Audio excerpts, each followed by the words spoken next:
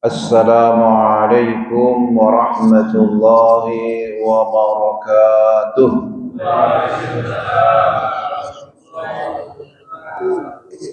Alhamdulillahirabbil alamin.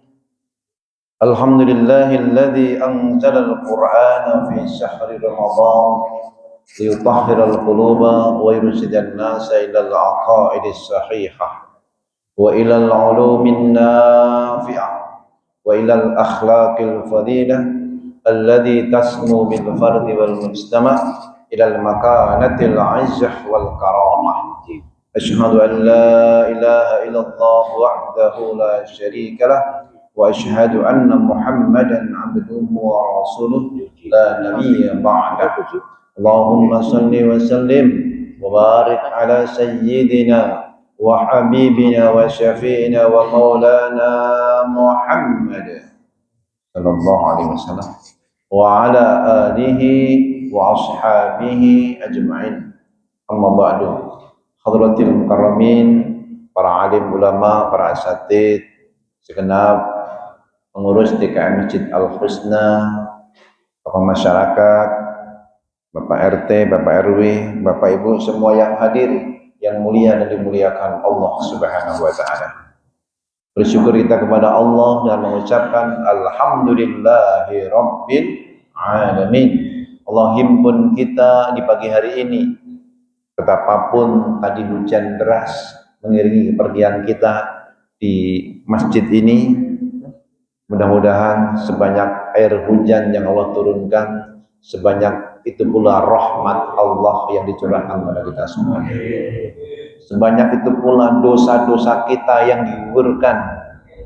Salawat dan salam baginda Rasulullah Nabi Muhammad sallallahu alaihi wasallam, Nabi yang sangat mencintai umatnya, menyayangi umatnya, melebihi nabi yang lain cinta dan sayang terhadap umatnya. Siang malam dalam salatnya beliau mendoakan kita, Allahumma ighfir li ummati ma qaddama wa ma akhara, ma'alana wa ma'asyara. Ya Allah, ampuni dosanya umatku yang lalu maupun yang akan datang, yang sembunyi-sembunyi maupun yang terang-terangan.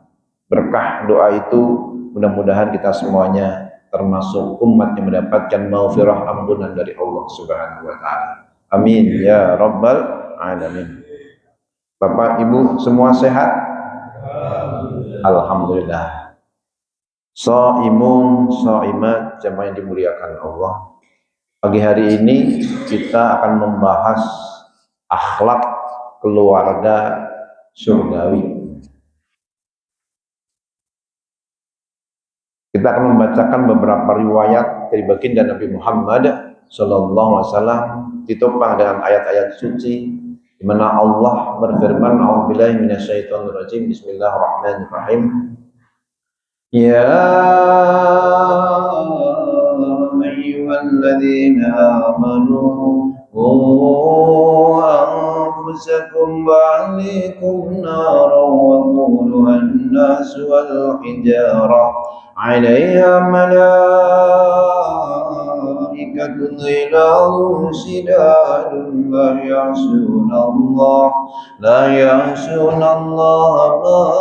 amarahum wa yaf'aluna ma yu'marun. Allah. Hai orang-orang yang beriman, jagalah dirimu dan keluargamu dari api neraka. Maka keluarga yang surgawi itu punya ciri bagaimana supaya pasangan kita, anak-anak kita selamat dari api neraka. Ketika kita sholat di masjid begini, tadi keluarga sudah pada bangun belum? Enggak, sahur. Tapi anak-anak kita apakah tidur lagi atau tidak? Mudah-mudahan juga ikut sholat subuh. Kadang-kadang ada Pak, malamnya sahur, subuhnya lewat. Ada nggak yang begitu? Karena seutama-utamanya puasa tetap lebih utama sholat. Awwalu ma yuhasabu yaumal qiyamati as-shalah. Amal yang pertama kali dihisab adalah amalan sholat. Fa in sadahat sairu amalu. Kalau bagus sholatnya, yang lain juga jadi ikut bagus. Dan pembela di alam kubur juga sholat di awal-awal. As-salah ra'suddin. Sholat itu adalah kepalanya ibadah, ra'sul ibadah. Maka ketika ada ular kalajengking yang akan menggoda, yang akan menciderai di alam kubur bagian kepala, kata sholat, anas sholah makibali madhor, aku ini sholat, nggak ada jalan dari sini untuk menyakiti dia karena aku sebagai pelindungnya.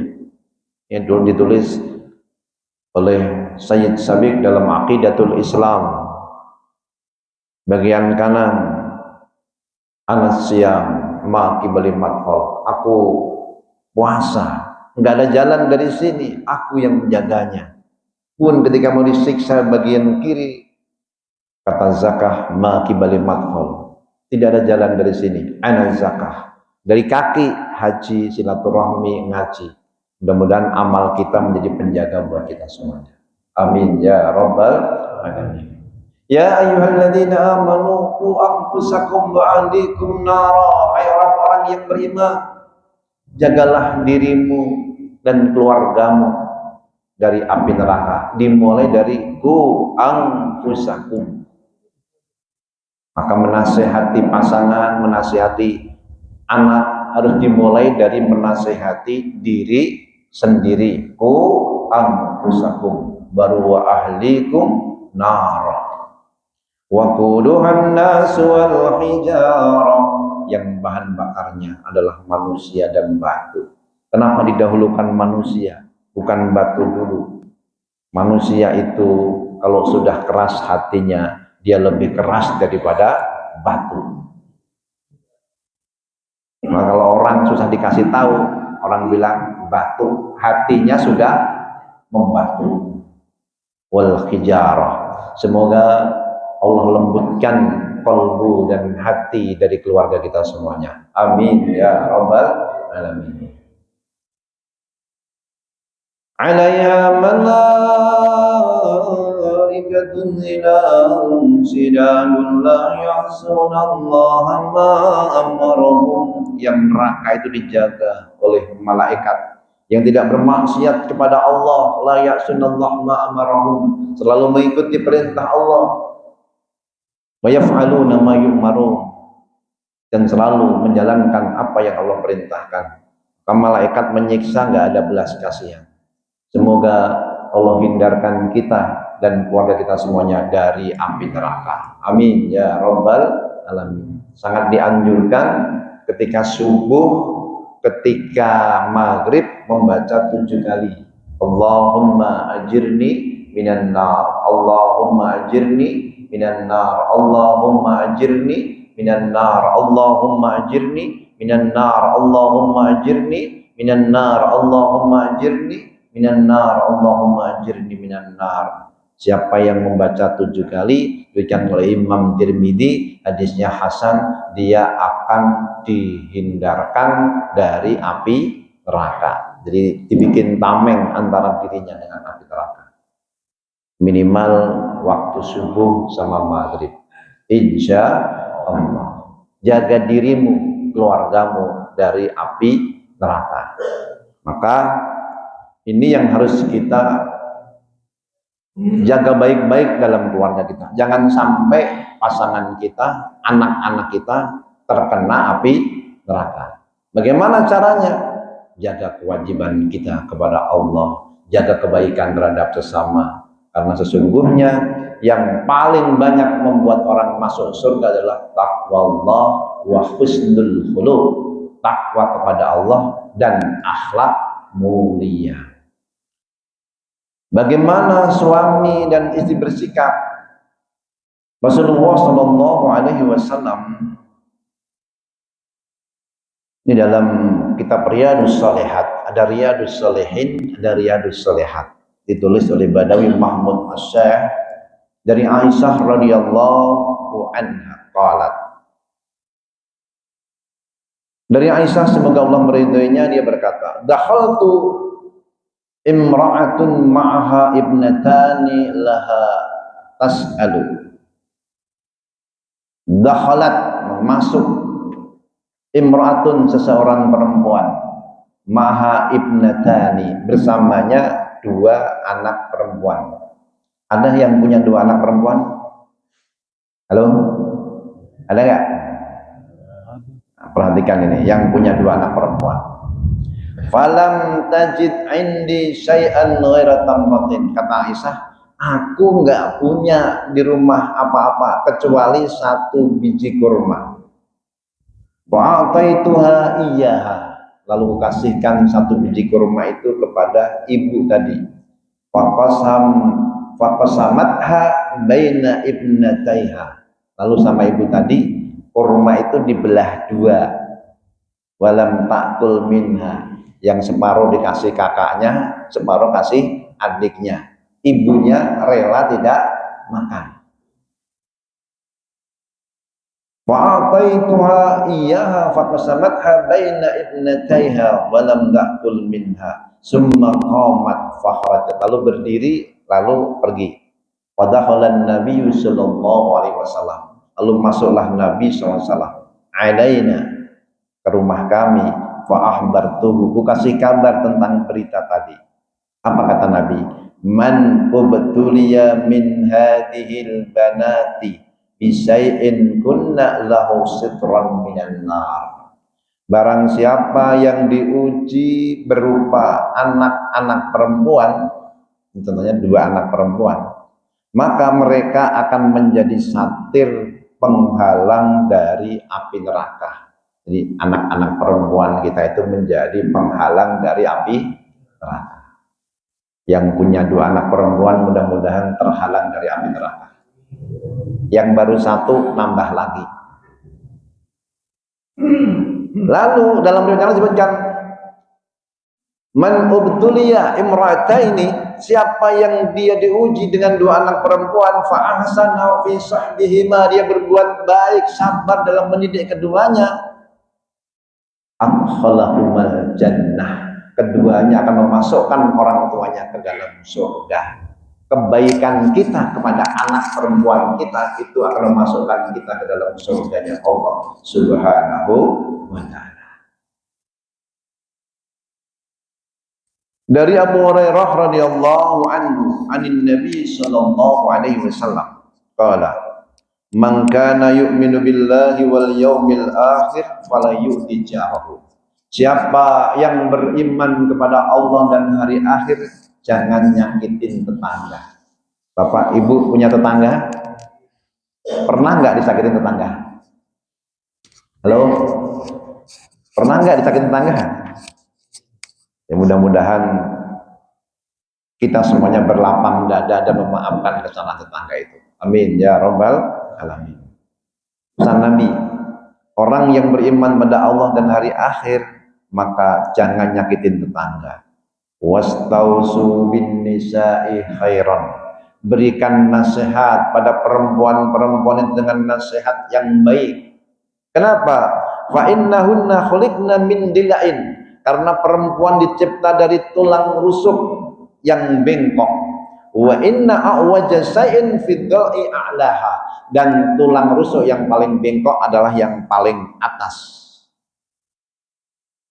Karena perempuan dicipta dari tulang rusuk yang bengkok, ya pantas kalau kadang-kadang dalam sikapnya bengkok.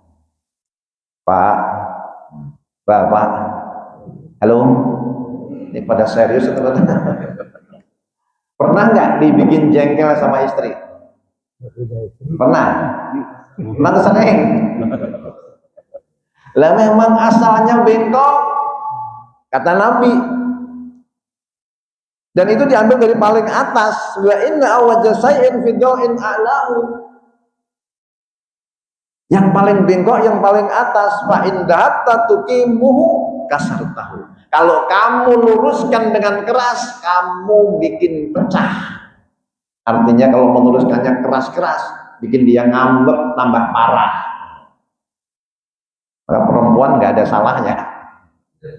Halo? Sampai ada kata-kata begini, ini kata-kata netizen.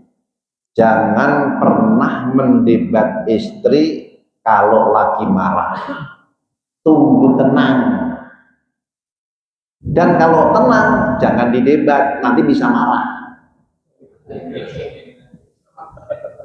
Halo? Paham nggak nih? Jangan mendebat istri kalau lagi marah. Tunggu tenang. Kalau udah tenang, jangan didebat, nanti bisa marah. Itu kata netizen. Kalau kata Nabi, kata Nabi nggak begitu. Kata Nabi, kalau kamu luruskan dengan keras, niscaya akan patah. Tambah ngambeknya, minta pisah dan lain sebagainya. Wa in taraktahu lam yazal awaja. Kalau kamu biarin terus ya bengkok terus. Terus gimana? Fastausu bin nisa'i khairan. Kasih nasihat yang baik, yang lembut, pelan-pelan. Seperti meluruskan kecambah. Bapak Ibu tahu kecambah? Toge. Toge itu kalau kan bengkok itu belum kan, kalau dilurusin begitu patah. Caranya gimana? Siapin air panas, lalu masukin kecambah, nanti lurus sendiri. Maka kalau istrinya bengkok, siapin air panas.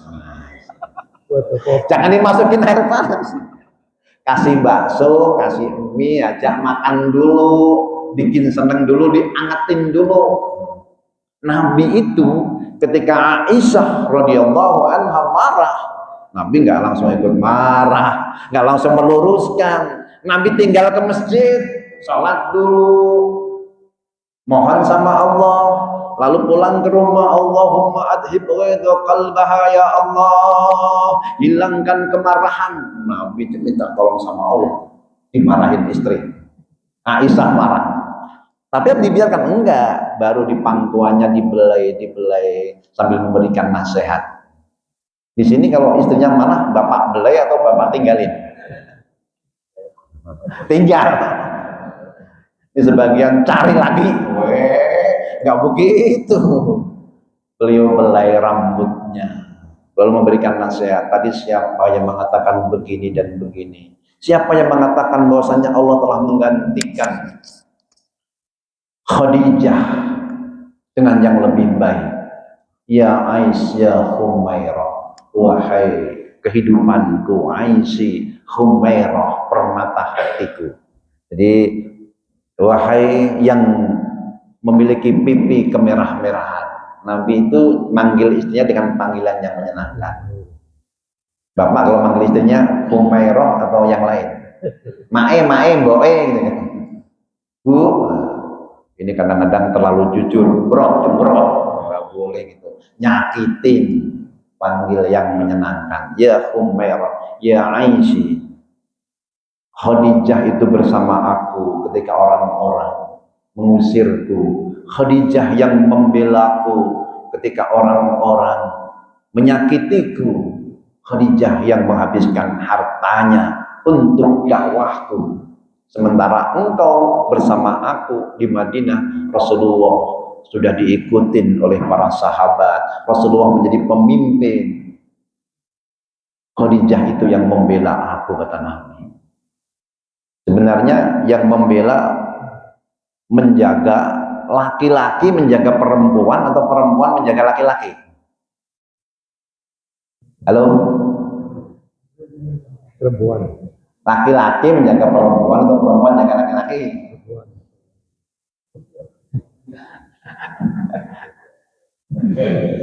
Kan perempuan dicipta dari tulang rusuk.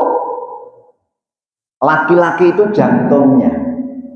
Jantung yang menjaga tulang rusuk atau tulang rusuk menjaga jantung? Tulang rusuk menjaga jantung. Maka ibu nanti pulang-pulang, wahai istriku, wahai suamiku, kata ibu, akulah penjagamu, engkau jantung hatiku. Kata ibunya, kata suaminya, so sweet my darling, so sweet mama. Jadi dalam Al-Quran disebut juga, hunna libasul lakum wa antum libasul lahun. Perempuan itu sebagai libas, pelindung, penjaga. Pakaian ini yang menutupi. Perempuan itu menjaga aib laki-laki. Perempuan itu yang melindungi laki-laki, baru nanti laki-laki melindungi perempuan. Wah, hunna libasul lakum wa antum libasul lahum. Bapak nggak terasa sih dijagain perempuan, dijagain dari zina, dijagain dari ketidaktenangan. Laki-laki kalau sendiri nggak tenang, maka jomblo itu nggak tenang. Nabi Adam sendiri di surga nggak tenang. Setelah Hawa di sisinya baru tenang. Itu perempuan. Yang datang ada yang jomblo, kecuali yang sudah umur. Yang udah umur itu insya Allah tenang dengan bersama Allah Subhanahu wa Ta'ala. Walladzina amanu tatma'innu qulubuhum bidzikrillah. Ala bidzikrillah tatma'innul qulub. Orang-orang yang beriman tenang, tentram hati mereka dengan mengingat Allah. Camkan, renungkan hanya dengan zikrullah, hati akan tenang. Dengan berzikir mengingat Allah, menyebut asma Allah, hati akan tenang. Subhanallah walhamdulillah wa la ilaha illallah wallahu akbar. Subhanallah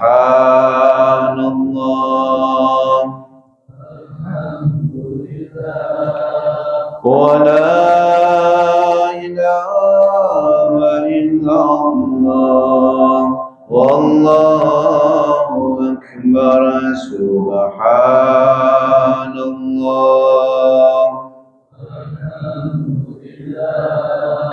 wa la ilaha illallah wa la hawla wa la quwwata illa billahil aliyyil azim. Saya tanya Bapak Ibu, waktu Ramadan puasa dengan bulan yang lainnya hati kita tenang mana? Tenang Ramadan. Lebih ada kedamaian, ketenangan, ketentraman karena sepanjang hari kita zikrullah. Kalau sholat 5 menit, 10 menit, tapi puasa ini dari pagi sampai sore kita lagi zikrullah, sadar atau nggak sadar? Buktinya apa? Buktinya kita pulang ke rumah, ada makanan, minuman, nggak mau makan, nggak mau minum, betul? Padahal secara zahir nggak ada yang melihat. Kita wudhu, kumur-kumurnya 3 kali, keluarnya 3, bukan keluarnya 2, gitu. Kenapa? Merasa diawasi oleh Allah, lagi zikrullah. Maka itu Rasulullah SAW bersabda, Allah berfirman dalam hadis qudsi, kullu amali bi adam lahu illa shaum fa innahu li. Semua amal anak Adam untuknya kecuali puasa. Dia untukku wa ana ajibi. Untukku lah, bukankah salat juga untuk dan karena Allah, zakat juga sama, silaturahmi, sedekah juga sama. Ini sebagai sebuah pengagungan, lita'zim, seperti penyebutan Baitullah, rumah Allah. Nah, kan langit dan bumi semua milik Allah, mengagungkan Ka'bah, Baitullah. Sama as-saumuli, ketika disandarkan kepada Allah, itu adalah mengagungkan. Sama nih, Syahrul Ramadan itu juga Syahrul Quran. Saya di grup WA saya, grup keluarga, karena saya kan anak 7, jadi ada grup sendiri, grup keluarga gitu. Itu dibikin, Abi sudah berapa juz, gitu. Umi sudah berapa juz, anak yang pertama berapa juz. Kita bikin keluarga nih, biar akrab sama Al-Quran, karena keluarga surgawi ya keluarga Qurani. Ditulis, oh ini yang kecil baru 7 tahun baru dapat 4 halaman bacanya, ada laporannya itu. Jadi handphone itu untuk kebaikan, laporan sudah baca berapa juz. Kenapa? Dalam sebuah riwayat diriwayatkan oleh Imam Nasai, Imam Hakim, Ibnu Majah, inna lillahi, lanjutkan, bukan wa inna ilaihi rajiun itu orang mati. Inna lillahi ahli, Allah itu punya keluarga di muka bumi ini, minan nas, dari kalangan manusia, sebagai sebuah tamsil, bukan hakiki. Inna lillahi ahli, Allah memiliki ahlun, keluarga. Manhum ahlul Quran wa khassatuh, ahlul Quran dan hamba-hamba pilihannya. Ahlul Quran nggak harus yang hafal Quran, panjenengan bisa baca, akrab sama Al-Quran, rajin akrab sama Al-Quran seperti akrabnya seorang sama handphone, itu juga ahlul Quran. Mungkin baru belajar terjemahnya, baru membaca tartilnya, belum sampai tafsirnya, belum tadabburnya, tapi dia baru bisa baca, belajar baca siang malam, dia akrab membaca, itu juga ahlul Quran, disebut ahlullah. Ahlullah itu keluarganya Allah, mengagungkan keluarga yang akrab sama Al-Quran. Kalau di lingkungan RW, itu anaknya Pak RW, itu sudah terhormat. Di lingkungan negara, anaknya Pak Presiden, terhormat ya? Halo? Terhormat. Anaknya Presiden, bisa jadi wakil Presiden. Halo? Terhormat. Ahlullah mau terhormat nanti di akhirat, nanti disayang sama Allah. Aina ahli, aina ahli, aina jari, aina jari. Jadi ada keluarganya Allah, ada tetangganya Allah. Siapa itu tetangganya Allah? Kalau ahlullah, ahlul Quran. Alhamdulillah, Pak Hadis bin Nikmat, putra putri saya nih, ya saya ajarin dari kecil menghafal Quran. Yang dua sudah selesai 30 juz, dengan beasiswa lagi kuliah di UIN, di Resah Islamiyah sama tafsir. Yang keempat, kelima, keenam masih pesantren, 6, 7 masih sekolah. Di angka 7 itu angka kesukaan saya. Saya lahir tahun 77, anak ke-7, anak saya 7, istri saya 7 bersaudara. 7 bersaudara. Nah ini nanti mereka ini kita latih dari kecil akrab sama Al-Quran. Jadi tadi ya, kalau kita sama sekali membuat mereka nggak pernah megang HP, ya mungkin agak susah. Tetapi bagaimana kita mengarahkan handphone ini digunakan dalam kebaikan. Jadi ada kebaikan dari handphone ini. Ahlul Quran wa khassatuh, mereka itu keluarganya Allah. Tapi ada juga yang disebut jarullah, tetangganya Allah. Manhum jarullah, ini dipanggil sama Allah. Aina jari, mana tetanggaku? Ahlul masjid, orang yang rajin ke masjid. Ini insya Allah kalau nggak ahlul Quran minimal jarullah, dia sebagai tetangganya Allah.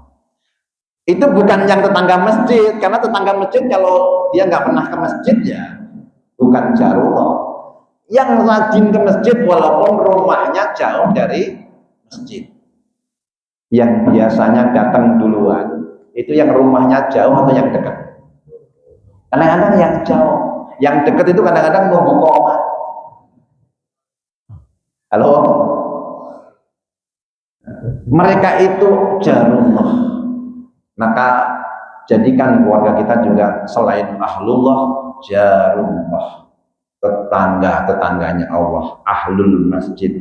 Di hari hisab nanti, ketika mahsyar lalu penimbangan, ada hisab, ada mereka yang melewati sirat itu seperti kilat, yang lain masih ngantri, tiba-tiba cepat.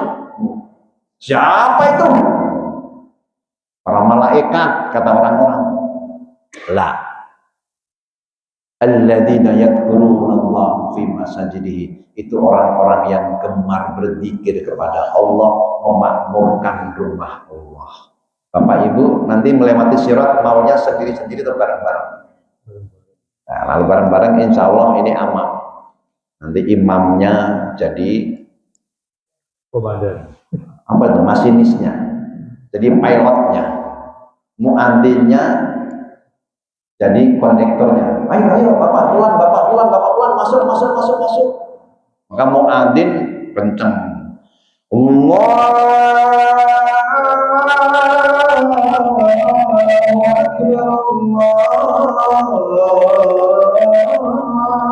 Akbar. Ya kedengeran. Yang tidur bangun. Jangan adzan subuh.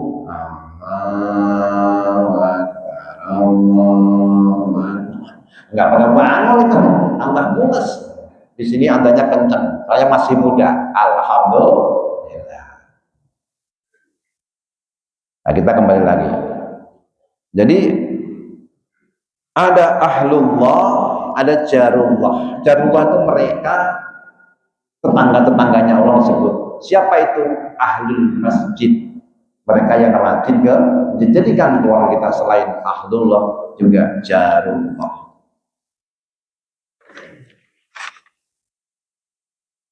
Ini pesan Nabi kepada para suami. Halo, ini kan para suami nih. Nabi mengecam para suami laki-laki yang suka mengeksploitasi perempuan. Qala Rasulullah sallallahu alaihi wasallam, "Anni uharriju 'alaikum haqqad dhiffaini." Aku, kata Nabi, sangat mengecam keras kalian karena kalian menelantarkan kaum yang lemah. Manhum, siapa mereka? Al-yatim wal mar'ah, orang-orang yatim dan anak-anak perempuan dan keluarga dan istri. Jadi kaum wanita, al-mar'ah. Aku mengecam laki-laki yang dia itu mengeksploitasi, menelantarkan anak yatim dan kaum wanita. Kalimat mengecam ini berarti dosa kalau ada laki-laki yang nyakitin perempuan, yang nyakitin anak-anak. Ibu-ibu di luar saya tanya, Bu, Ibu dengar nggak nih? Pernah nggak suaminya nyakitin? Sering. Astagfirullah. Pak, tobat Pak. Tobat. Nabi mengecam. Jadi dulu itu ketika para sahabiat dari Makkah hijrah ke Madinah, di Madinah itu ada budaya di mana para istri itu biasa membangkang sama suami. Lalu suami diizinkan oleh Nabi untuk memukul istrinya. Dibolehkan untuk memukul istri karena membangkang. Akhirnya para perempuan protes ke rumah Nabi, datang, ini suami kami pada kasar-kasar. Mereka nggak nyadar, mereka juga sudah berubah perilakunya. Lalu setelah itu Nabi bersabda, laisahum bikhiyarikum, laki-laki yang suka mukul istri, yang suka nyakitin istri itu bukan laki-laki yang baik, bukan seorang muslim umat Nabi Muhammad yang baik. Aku kecam orang yang menelantarkan perempuan, yang menyakiti perempuan, dikecam oleh baginda Nabi Muhammad sallallahu alaihi wasallam. Dari Jabir radhiyallahu anhu anna Rasulullah qala fi khutbatihi fi hujjatil wada. Ini pesan-pesan Nabi yang terakhir di haji wada, haji yang terakhir ya, haji satu-satunya. Nah, sebelumnya Nabi kan nggak sampai ke Mekah, terhalang sampai Hudaybiyah. Kata Nabi, ittaqullaha fin nisa. Takutlah kamu kepada Allah, bertakwalah kepada Allah dalam urusan perempuan. Kenapa? Fa innahunna awanun indakum, kata Nabi. Sesungguhnya perempuan itu adalah awan, partner di sisi kalian, tawanan di sisi kalian. Akhadtumuhunna bi amanitillah, kalian rengkuh mereka dengan amanah dari Allah. Wastahlaltum furujahunna bi kalimatillah, kalian telah menghalalkan farjinya dengan kalimat Allah, di mana mereka menjadi halal bagimu dengan kalimat Allah. Asyhadu an la ilaha illallah wa asyhadu anna Muhammadar Rasulullah, dinikahkan dengan kalimat Allah. Walahunna alaikum rizquhunna, wajib bagi kalian para laki-laki ngasih rezeki menafkahi mereka. Wa kiswatuhunna bil ma'ruf, dan memberikan pakaian dengan cara yang ma'ruf. Jadi kalau hal ini saya sudah percaya, bapak-bapak itu sama istri suka ngalah. Betul atau betul?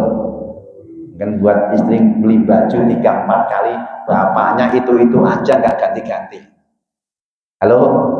Kalau istri itu kan gitu, bajunya kuning pakai jilbab yang kuning, bajunya merah jilbabnya merah. Kalau bapaknya itu pecinya hitam ya hitam terus, mau bajunya putih pecinya hitam, sarungnya merah pecinya hitam, kadang-kadang sampai pada merah-merah, nggak ganti-ganti. Kalau saya jarang beli baju, sorban jarang, dapat hadiah. Ini juga hadiah. Ada yang lamaran ngasih hadiah juga, pulang haji ngasih hadiah sorban. Kita jarang beli. Istri anak itu kadang-kadang tiap hari paket gitu. Itu kalau nggak punya duit bisa jantungan itu suaminya. Lah panjenengan kalau anaknya satu, anak saya 7. Kadang-kadang anak pertama pesan baju, anak kedua pesan celana, anak ketiga pesan coklat Turki. Orang-orang nggak ngerti, anak-anak kecil itu udah ngerti coklat Turki. Kita nggak ngerti kadang-kadang. Barangnya cuma kecil, harganya 70.000. Enak enak ya, enak, tinggal makan. Tapi begitu ujian buat kita semua. Yang penting harus sabar. Ini buat laki-laki dulu, nanti ada yang buat perempuan, tenang Pak. Halo. Nah, keluarga surgawi bukan keluarga yang tanpa ujian. Dari awal Allah berfirman dalam At-Taghabun ayat 14. Ya ayyuhalladzina amanu inna min azwajikum wa auladikum aduwwan lakum fahdharuhum wa in ta'fu wa tasfahu wa taghfiru fa innallaha ghafurur rahim. Hai orang-orang yang beriman, di antara pasangan-pasanganmu, anak-anakmu, ada yang menjadi musuh bagimu. Kadang-kadang innama amwalakum wa auladukum fitnah, hartamu, anak-anakmu menjadi fitnah, kadang-kadang menjadi ujian, kadang-kadang menjadi musuh. Al-Quran kalau ngasih masalah, ngasih solusinya. Wa in ta'fu wa tasfahu, kalau engkau memaafkan mereka, berlapang dada maafin. Kenapa? Kenapa? Dia istri kita, dia anak kita, maafin. Yang paling banyak nyakitin bapak itu istri sendiri atau istri orang? Istri sendiri. Yang bikin jengkel kita anak orang atau anak sendiri? Anak sendiri. Wa in ta'fu wa tasfahu, kalau engkau memaafkan mereka, berlapang dada, wa taghfiru, engkau ampuni dan mohonkan ampun buat mereka, wa innallaha ghafurur rahim, sesungguhnya Allah Maha Pengampun lagi Maha Penyayang. Jadi kalau kita maafin kesalahan mereka, kita berlapang dada, Allah akan mengampuni dosa-dosa kita semua. Semoga Allah ampuni dosa-dosa kita semua. Kalau melihat kejelekan pasangan, kejelekan anak, lihat itu barangkali buah dari kejelekan diri kita. Langsung istighfar, astagfirullahaladzim. Jangan lihat salah dia, salah diri. Astagfirullah Rabbal baraya, astagfirullah minal khataya, astagfirullah rabbal baraya, astagfirullah minal khataya. Banyak mohon ampun kepada Allah. Di bulan Ramadan ini suruh perbanyak 4 perkara. Yang 2 perkara membuat Allah ridho, yang 2 perkara membuat kamu senang. Yang membuat Allah ridho apa? Antasyhadu an la ilaha illallah wastaghfirullah, memperbanyak syahadat dan istighfar. Asyhadu an la ilaha illallah astaghfirullah, asyhadu an la ilaha illallah astaghfirullah, membuat Allah ridho, senang. Yang 2 perkara membuat kamu senang. Nas'alukal jannata wa na'udzubika minan nar. Ada yang menambahkan nas'alukal ridha wal jannah wa na'udzubika min syakhatika wan nar. Ini zikir ketika bulan Ramadan. Diriwayatkan oleh Ibnu Khuzaimah dalam kitab pedoman puasa, Profesor Dr. Haji Asbidi menulisnya. Kita kembali lagi di sini. Jadi pesan Nabi, takutlah kamu dalam urusan perempuan, bertakwalah kepada Allah dalam mengurus perempuan, karena mereka itu tawanan bagimu, partner di sisimu. Engkau mengambilnya amanah dari Allah, dihalalkan farjinya dengan kalimat Allah, maka wajib bagi kamu untuk memberikan rezeki kepadanya, memberikan pakaian dengan cara yang ma'ruf, yang layak. Sekarang yang perempuan takutnya waktunya habis. Ini ada, kemarin saya baca itu, ya kadang-kadang kan belum mengerti apa itu yang menjadi kewajiban istri di rumah tangga.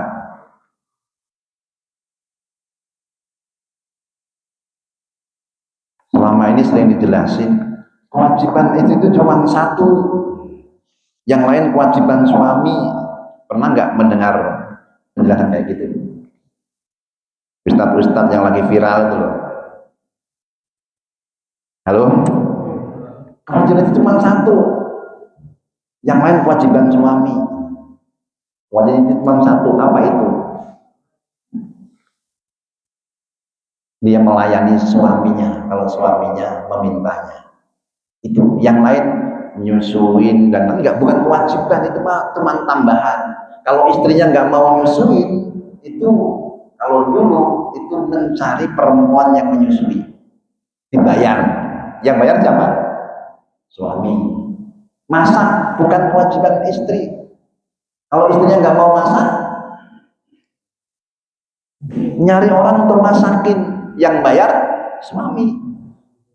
Nyuci ngepel kewajiban sama, bukan kewajiban istri, kewajiban suami. Kalau dia nggak mau, nyari orang untuk bersih-bersih rumah tangga. Itu yang sampai kepada kita. Tapi apa begitu-begitu amat sih? Tapi nanti ada tambahannya. Memang kewajiban istri satu, melayani suami. Tetapi di sana istri yang baik itu yang taat sama suami. Kalau suruh ngepel, ngepel. Suruh nyuci, nyuci. Suruh masak, masak. Itu yang baik tuh. Nanti ada riwayat tentang ini. Jadi nggak hanya dalam arti kita bercerita, tetapi ada sejarahnya, di mana di zaman dulu para sahabiyah itu sesungguhnya mereka menjadi contoh dalam hal ini. Mana kemarin sudah saya batasin kemarin.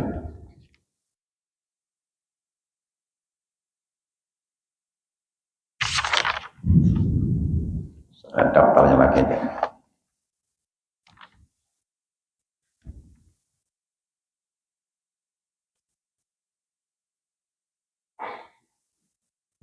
Perempuan menjadi istri yang salehah, menjadi pengurus dalam rumah suaminya. 98.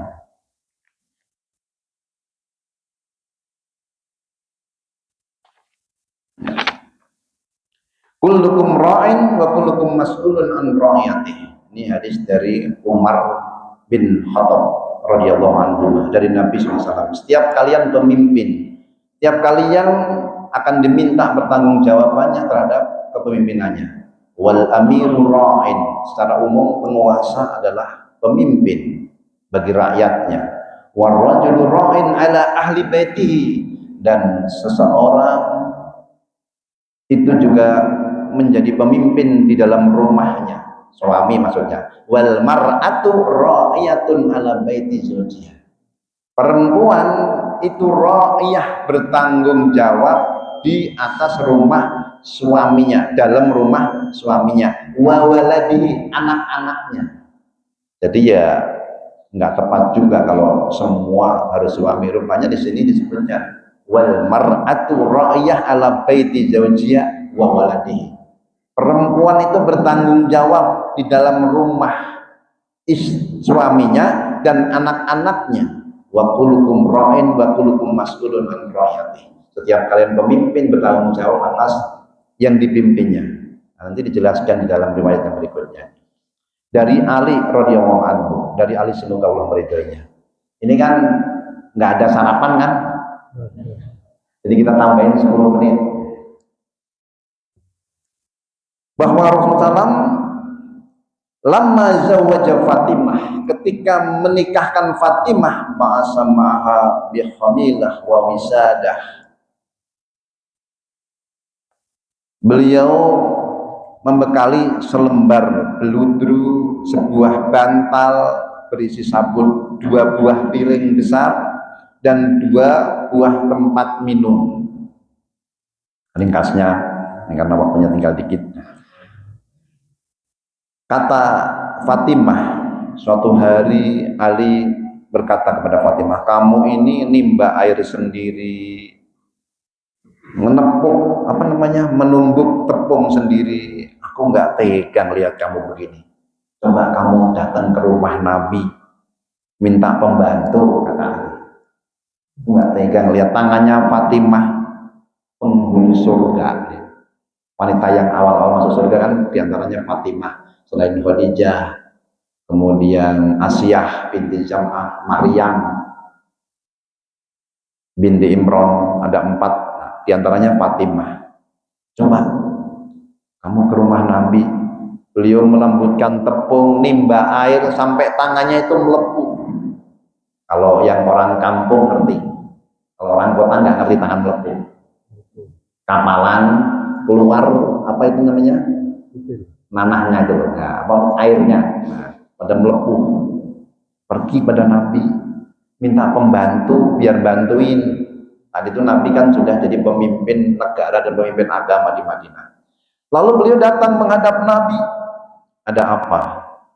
Dia menjawab, aku ingin mengucapkan selamat pada engkau. Aku malu kalau terus terang kepada beliau. Lalu dia pulang lagi. Akhirnya Ali dan Fatimah bersama-sama menghadap, memberikan kondisi yang beliau rasakan. Lalu beliau dengan tegas, Nabi bersabda, demi Allah, kalian tidak akan aku beri pembantu. Beliau bilang nih. Lalu Nabi menyampaikan, kata Nabi, aku tidak mau membiarkan perut ashabus sufah kelaparan. Ini rezekinya Nabi pas hanya buat ashabus sufah. Ada 80 orang mahasiswa Nabi yang di Madinah. Mereka belajar, menuntut ilmu, meninggalkan keluarganya, meninggalkan sanak saudaranya hanya di Masjid Madinah menuntut ilmu. Pakaiannya cuma dua, sarung dipakai, satunya lagi dijemur, satunya dipakai, dijemur gantian. Nah makanya yang nanggung Nabi. Kalau aku harus memberi pembantu, nggak ada lagi. Aku nggak mau membuat perut mereka itu kelaparan, melilit karena kelaparan. Aku nggak ada anggaran untuk itu. Terus keduanya kembali. Tak berapa lama Nabi mengunjungi mereka saat keduanya telah masuk selimut lucu. Di selimutnya yang dulu dihadiahkan waktu pernikahannya. Nah ketika ini selimut ditarik ke atas, kaki Ali dan Fatimah kelihatan. Ditarik ke bawah, kepala Ali dan Fatimah kelihatan. Lalu mereka pun ada semacam cekcok gitulah gitu. Emosi keduanya. Rasulullah berseru, tetaplah kalian di tempat kalian. Nabi berkunjung di rumahnya. Belumkah aku beritahu pada kalian tentang sesuatu yang lebih baik daripada apa yang kamu minta? Dia minta pembantu. Akan aku kasih yang lebih baik daripada itu. Apa itu? Belum ya Rasul, Anda belum memberitahukan. Lalu beliau pun mengajarkan kalimat yang diajarkan Jibril. Bacalah tasbih subhanallah, subhanallah. Nabi sholat 10. Alhamdulillah, alhamdulillah. Sholat 10. Allahu Akbar, Allahu Akbar 10. Dan ketika mau tidur, bacalah tasbih 33, tahmid 33, takbir 33. Itu lebih baik daripada seorang pembantu. Maksudnya apa? Tasbih, tahmid, takbir itu menguatkan kita, menguatkan rumah tangga, bukan hanya fisiknya tapi juga qalbunya. Jadi nggak usah kamu merasa capek dan lelah. Kalau ini kamu baca, besoknya bangun tidur udah fresh kembali. Ali radhiyallahu berkata, demi Allah, sejak beliau ajarkan kalimat itu, aku nggak pernah meninggalkannya sampai di malam perang Siffin. Semoga Allah, ini kata Ali kepada para musuh-musuhnya, membunuh wahai orang-orang jalanan. Aku tidak meninggalkan kalimat-kalimat itu di perang Siffin. Jadi dipakai terus setiap mau tidur, baca tasbih, tahmid, takbir, akan menguatkan. Nah, riwayat tentang perempuan yang satu lagi saya bacakan, bahwasanya kerjaan mereka ini Asma. Asma itu istrinya Zubair. Dia anaknya Abu Bakar. Zubair menikahiku tanpa memiliki kekayaan. Sepetak tanah pun nggak punya, budak nggak punya. Yang ada cuman kuda. Aku harus bekerja. Ini Asma anak Abu Bakar. Aku harus bekerja, memberi makan kudanya, mencukupi persediaan makanannya, memeliharanya, menumbuk biji-biji kurma untuk untanya, memberikan makannya, mencarikan air minumnya, menimbakannya, menggiling gandum. Ini semua dilakukan oleh Asma, anak Abu Bakar, setelah menikah sama Zubair. Aku kurang mahir membuat roti, maka aku dibuatkan oleh tetanggaku, tetangga perempuanku dari kaum Ansor. Mereka orang-orang yang tulus, yang baik. Aku memanggul biji-biji kurma dari tanah Zubair. Jadi tanahnya itu memanjang 8 kilo. Panjang kan? Ngurusin tanah, biji-biji kurma, ngambilin air, ngurusin tanah itu Asma. Berarti perempuan tadi itu berat juga. Lalu Zubair apa? Zubair keluar tugasnya, mencari nafkah keluar. Suatu hari aku sedang memanggul biji-bijian berpapasan dengan Rasulullah bersama rombongan dan sahabat.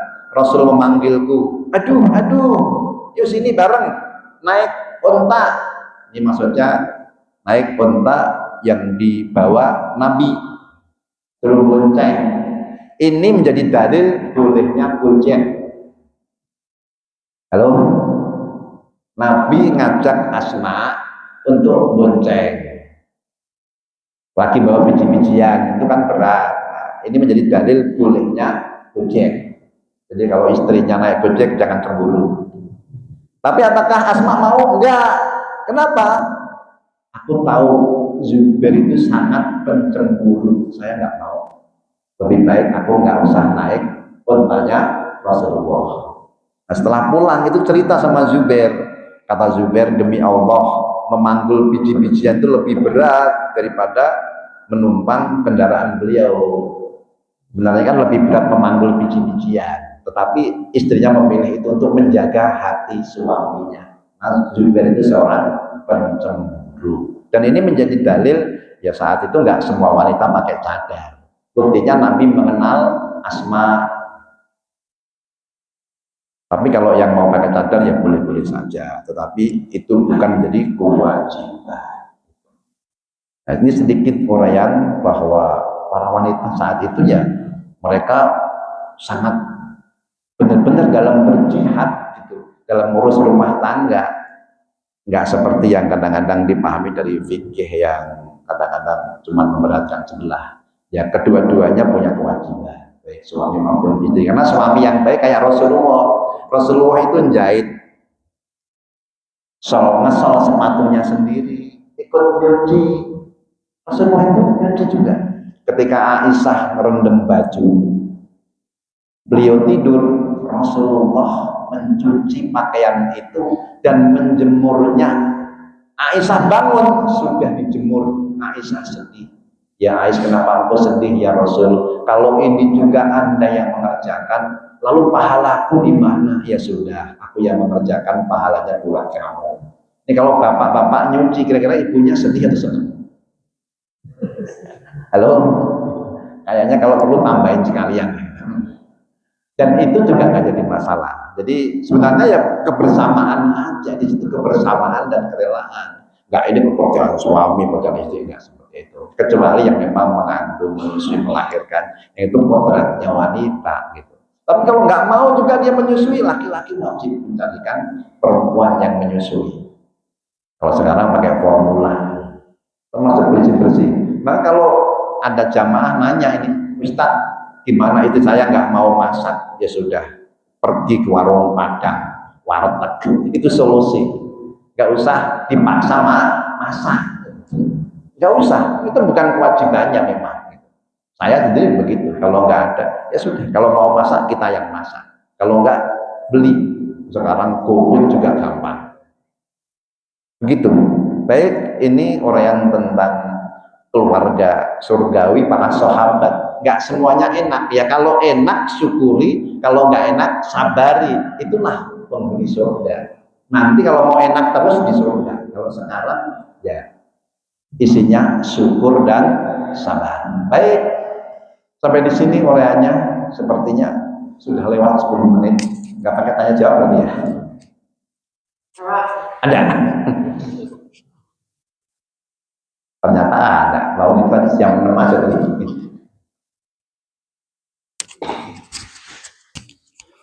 Assalamualaikum warahmatullahi wabarakatuh. Assalamualaikum. Rasulullah SAW pernah bersabda bahwa kenikmatan tertinggi di surga itu adalah memandang wajah Allah. Ada seorang sufi wanita yang termasyhur yaitu Rabia Adawiyah, yang mana konsep ibadahnya adalah mahabbah. Dia tidak mencintai dunia, tetapi sangat mencintai pencipta dunia.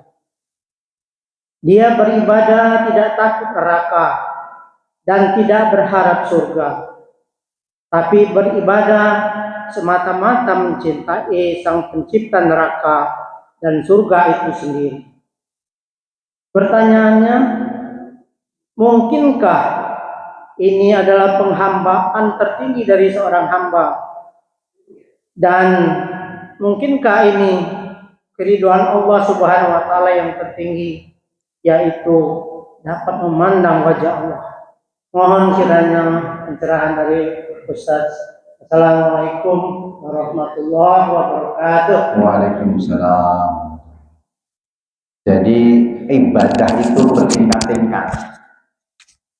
Ada ibadah abid, ibadah abdun, ibadah hamba sahaya, ibadah pekerja, ibadah pedagang, ibadah arifin. Ya.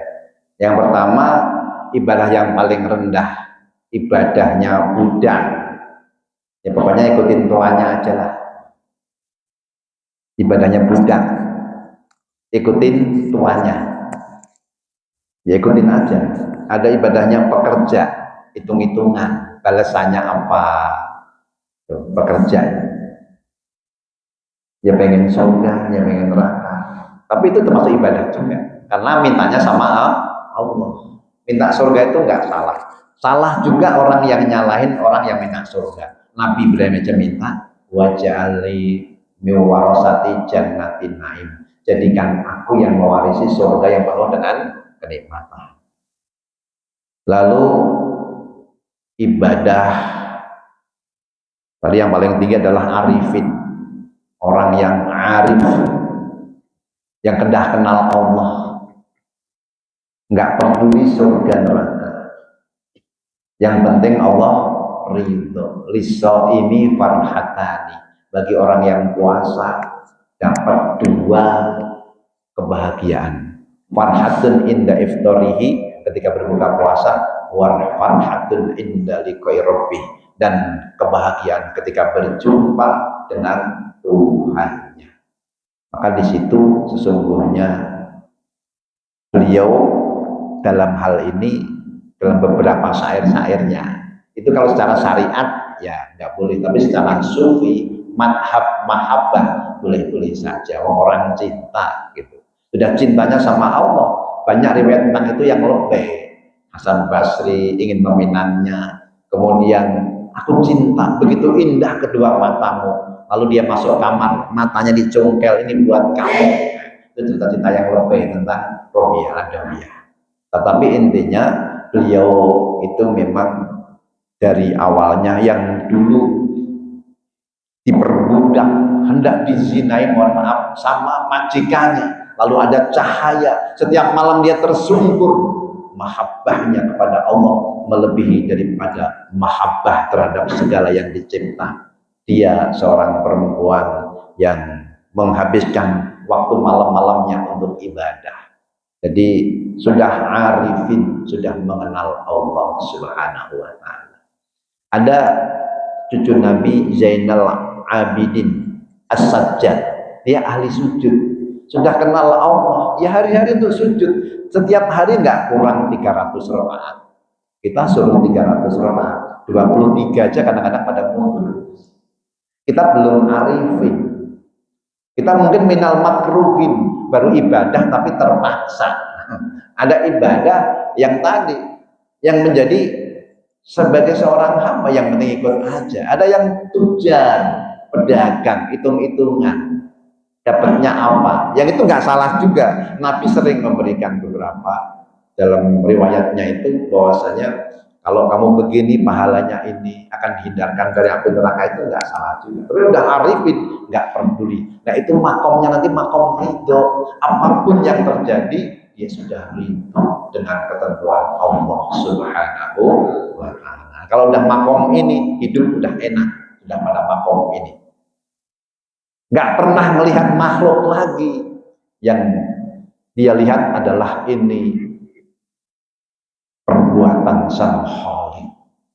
Tidaklah sesuatu terjadi kecuali dengan izin Allah. Yang menciptakan anak saya Allah, menciptakan istri saya Allah, menciptakan tetangga saya juga Allah. Saya hidup di sini juga dengan petunjuk Allah. Kalau terjadi sesuatu, maka dia kembalikan kepada Allah. Inna lillahi wa inna ilaihi raji'un. Makom ridho itu makom arifin. Kalau sudah sampai situ, ya hidupnya sudah nyampe, itu namanya, sudah usul kepada Allah. Baik, mudah-mudahan terpahami. Jadi itu bagian tingkatan ibadah. Yang masih Allahumma paksain juga baik. Yang minta imbalan surga neraka juga baik. Yang sudah arifin itu lebih baik. Nah, kita meningkat, nggak bisa langsung ke sana. Bertahap. Nanti kalau sudah pada masanya, nanti udah nggak lagi cinta sama dunia, cintanya hanya kepada Allah. Nggak harap surga neraka pun nggak. Yang penting Allah ridho. Wujuh yaumaidin nadhirah ila rabbiha nadhirah. Itu puncak kenikmatan. Hari itu wajah-wajah berseri-seri memandang kepada Tuhannya.